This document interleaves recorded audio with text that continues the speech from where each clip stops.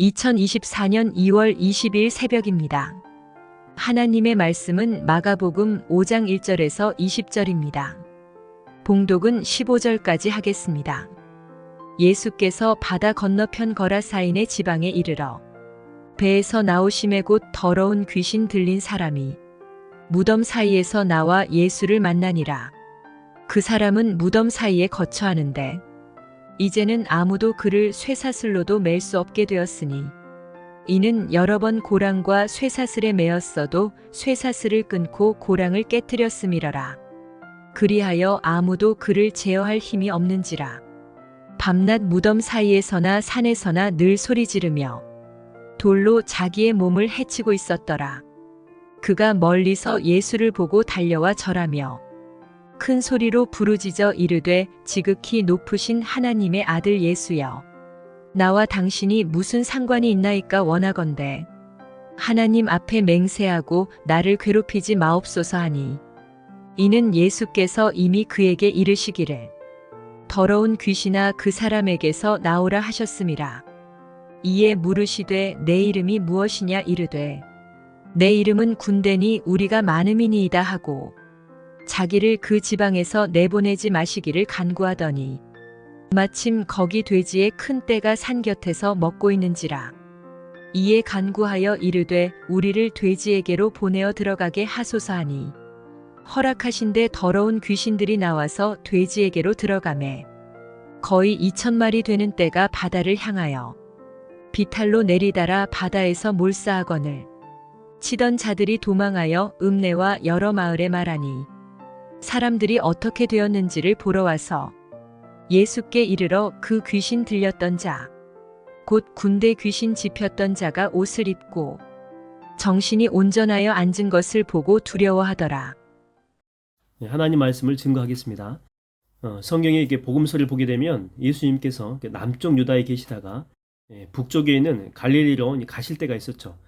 그때 이제 중간에 그 사마리아가 있는데 여기를 거쳐야 됩니다. 여기 이제 가시면서 우물가에 들른 적이 있죠. 이곳에 이제 대낮에 물길로 나오는 그 사마리아 여인과 만남을 갖게 됩니다. 그리고 그 여인은 과거에 아픈 상처가 있었는데 예수님을 만나고 난 다음에 다 회복이 됩니다. 영적인 회복도 있고 또 육적인 회복도 됩니다. 근데 이게 이제 우연한 만남 같지만은 주님의 사역에 우연이 없죠.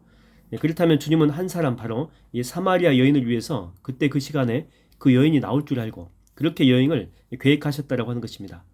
또 성경에 보면은 그 수로보니게 그 여인 여러분 들어보셨죠? 그 이방 땅입니다. 이곳에 들른 적이 있었죠. 시리아 이 페니키아 지역이죠. 한 여자가 자기 딸이 죽게 되었다라고 주님께 이제 간청하면서 하소연합니다. 주님은 그 여인에게 이렇게 이야기합니다. 뭐 자녀의 떡을 취해서 개들한테 던지는 것이 마땅치 않다. 거절하는 거죠.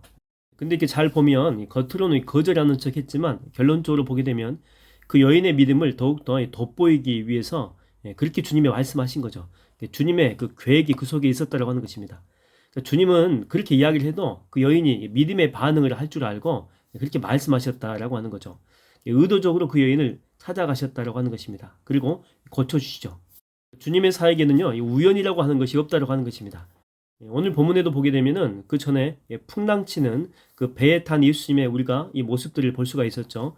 근데 그 풍랑을 이렇게 뚫고 우연히 도착한 곳이 거라사인의 땅입니까? 그렇지 않죠.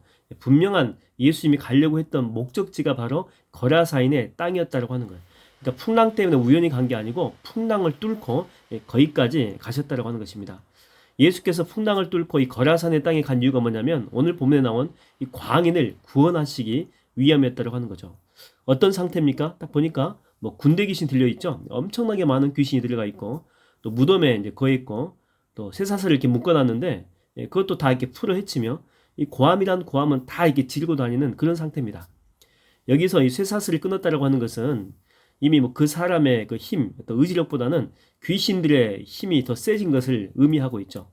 그 귀신들의 힘이 세어지면 세어질수록 비록 몸은 자신의 것이어도 그 자신의 영향력은 이제 줄어들게 될 수밖에 없죠.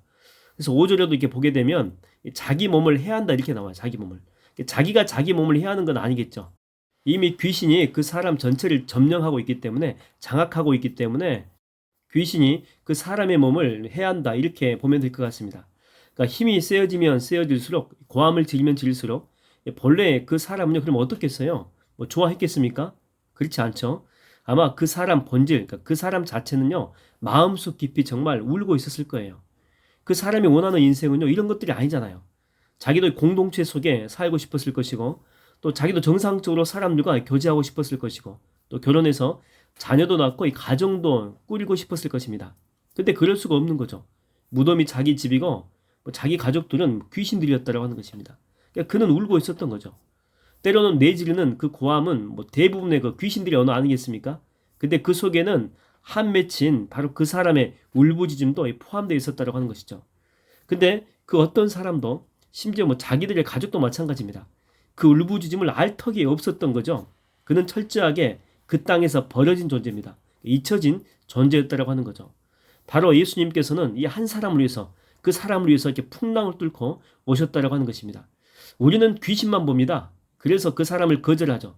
그 사람 존재 자체를 부인해 버립니다. 근데 주님은 그 귀신 안에서 울부짖고 있는 그 사람을 보신 거예요. 사람을. 우리도 이렇게 말을 안 해서 그렇지, 여러분도 무덤 속에 거하는 사람들이 많지 않습니까? 뭐 집 자체가 무덤인 사람이 있어요. 집에 들어가는 게 그렇게 싫대요. 또 어떤 분은 회사가 무덤이에요. 회사가. 갈 때마다 다 털려서 온다는 거죠. 영혼까지. 그러니까 뭐 자기가 사는 삶 자체가 무덤이라는 거예요. 그러니까 무덤 속에 거하는 자가 많다라고 하는 것입니다. 귀신이 이렇게 몇천 마리가 있는데 얼마나 힘들었겠어요. 예전에 뭐 기도원에서 이렇게 집회를 할 때가 있었는데 잠깐 짬을 내 가지고 차에 잠깐 있었을 때가 있었습니다. 근데 이렇게 멀리서 이렇게 보니까 한 여자 청년이 제 차 쪽으로 이렇게 다가오는 거죠. 처음에는 그냥 이렇게 오는가 보다, 한 여자 청년이 오는가 보다라고 했는데 나중에 살펴보니까 고개를 막 확확 돌리고 있어요. 뭔가 하고 뭐 이야기를 하고 있는 거예요. 보이지 않는 그 영적 어떤 존재죠. 그래서 나중에 원장님한테 이렇게 물어보니까 귀신 들렸는데 집에서도 포기했대요. 그래서 뭐 처음엔 시설 같은 데도 집어넣었는데 뭐 거기서도 감당이 안 된 거죠. 그래서 결국에는 군산 기도원인데 이제 여기에 맡겼다라고 하는 것입니다. 근데 가끔 뭐 귀신이 나가기도 하는데 더 힘들어 한다라고 하는 거죠. 왜 그러냐라고 했더니 귀신 들리면 결과일 뿐이고 받은 상처가 너무 많다라고 하는 거예요. 가족한테 그리고 사회에서. 그게 마음을 황폐하게 만들었고 그 결과 귀신 들림은 나중에 일어났던 현상이다라고 하는 거예요. 그러니까 그 청년한테 필요했던 것은요. 단순히 귀신을 쫓아내는 것이 아니고 마음에 있는 그 황폐된 그 상처를 회복하는 것이 급선무라고 하는 것입니다. 여러분 오늘 이 본문의 광인이 그렇습니다. 뭐 군대 귀신 정도 되니까 엄청나게 많은 귀신이 들어가 있잖아요. 그러니까 그 귀신의 숫자만큼 그 마음이 황폐된 것입니다. 근데 군대 귀신이라고 하는 것 그 자체가 바로 이 상처의 크기를 이야기하고 있는 것이죠. 그래서 주님은 단순히요 그 귀신을 쫓아내 주려고만 온 것이 아니에요. 그 사람의 마음속에 귀신이 들어올 수밖에 없는 그 원인까지 위로하고 감싸주시고 회복시켜 주시기 위해서 오셨다고 하는 것입니다. 뭐 우리도 남한테 이렇게 들키지 않아서 그런 것이지 우리의 그 마음이라고 하는 그 아래죠. 그 보이지 않는 부분이죠. 그 수면 아래에서는 뭐 보이진 않지만 우리를 끊임없이 공격하고 괴롭게 하는 그런 마음의 고통과 아픔들이 있을 수 있다고 하는 것입니다. 뭐 때로는 마귀의 공격일 수도 있겠죠. 그래서 우리도 이렇게 귀신만 안 들렸지 힘겨운 하루하루를 살아가는 사람들이 지천에 널려있다고 하는 거예요. 마음고생하는 분들이 참 많다고 하는 거예요. 밤에 뭐 잠을 자지 못해요. 뭐 울부짖음까지는 아니어도 이 속 사람이 막 울고 있는 그런 분들이 참 많이 있다고 하는 것입니다. 여러분이 만일 그런 분이라면 여러분 오늘 이 새벽에 성령 하나님은 여러분을 찾아오실 것입니다. 여러분에게는 그 마음의 아픔과 그 상처들, 그 모든 것들을 깨끗하게 치유해 주실 줄로 믿습니다. 세상 모든 민족이 구원을 얻기까지 쉬지 않으시는 하나님.